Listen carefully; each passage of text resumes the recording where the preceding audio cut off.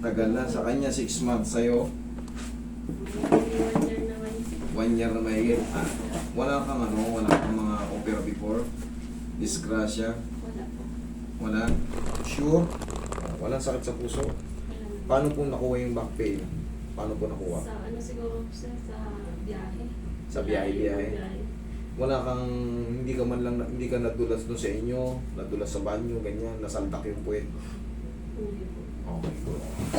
Huwag kayong matakot sa tanungan.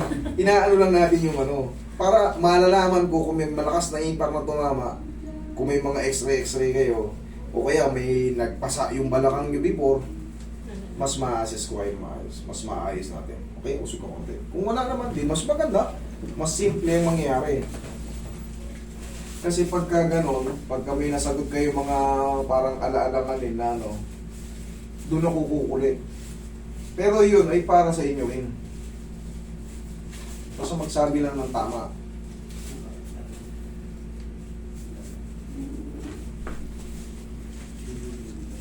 Nagpas 1 taon.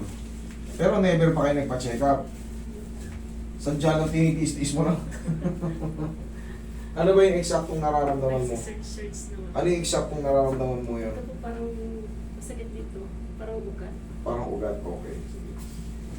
Inabot na ba yung mga legs mo? Parang Oo. namamanhid na? Okay. Maabot na. Kaya hindi ko na matiis. Kaya hindi mo na Dati matiis? natitiis ko. Okay, relax na. One more. Tayo. May pahabol din kasi naghang eh. Ayan. Relax na. Higa kang patagilid. Higa, tagilid. Kahit saan. Walang problema.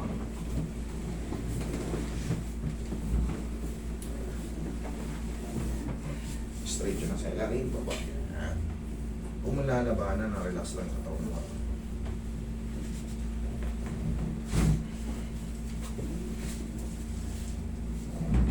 Okay, kabilang side. Tapos yan, 3 to 4 days, malaya ka na. Kahit ngayon, medyo, na yan, mababawasan na siya. Tapos, nga, may tuturo ko sa exercise, gawin mo na yung araw-araw. Sige. Simple lang yun. Relax na. Okay, lapa. Gilid niyo po yung dalawa kamay. Yan. Okay nga na maayos, okay lang. Komportable na. Okay, sige, relax na.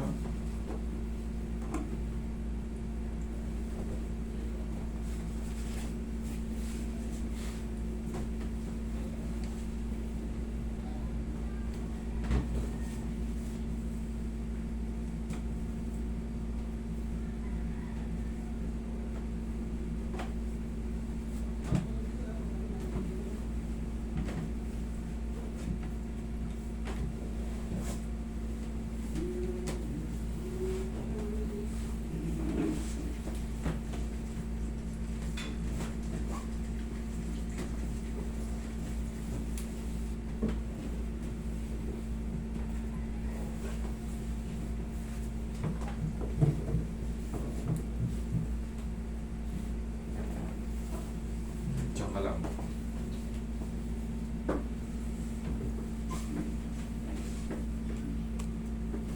Okay po. Yan, nag-isa siya ng kamay. Relax lang ha. Inhale. Exhale.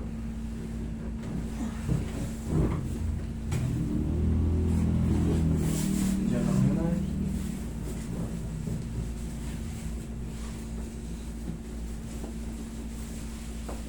Pag inangat ko to, okay lang?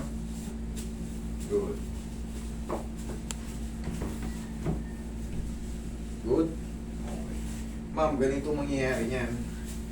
Pag nakaganyan ka, wala masakit sa balakang, makakatulog na kayo na maayos niyan. Tapos, tandaan nyo, pagbabangon kayo, huwag kayong tatayo ng pagganon. Tagilid ka muna. Okay, tuturuan kita. Tagilid ka. O, tukod mo yung siko mo tsaka yung kamay mo. Babang pa. Sige, tukod mo. Sige. Yung ano, Upo ka na. Upo. Yan, dyan ka kumuha ng puwersa sa pagtayo. Ha? Oh. Pag tayo nakakaranas ng mga back pain, lalo sa mga lolo-lola natin, turuan nyo sila, dyan kumuha ng puwersa. Paupo. Tapos, pero syempre kung sobrang tanda na, gabayan nyo. Hawakan sa batok. Pero kayo mga bata pa, pag nakakaranas kayo ng back pain, tandaan nyo yan, ha? Tapos, tayo ka. Ganito yun. Sa umaga, ganito ang gagawin mo. Pagising mo lang sa umaga, parang hindi ka na umabot sa ano, parang mawala na talaga ng tuluyan niya. Ikaw nga. Lakasan mo konti. 1, other side. Yan lang. Upo ka. O, obserbahan mo kayo. Itiin mo kaya. Tapos, tingnan mo yan. Mabagal ka pa dyan. Biglang po. O, anong pinagbago? Ha? Gumaan. Okay, ma'am. Lalo pa, pag 3 to 4 days, maghihilong pa yung pins yan. Simula nung nakaraang taon, inipon mo yung ano, tiis-tiis ka. Pati yung mga nararamdaman mo dyan. Wala talaga ito lang.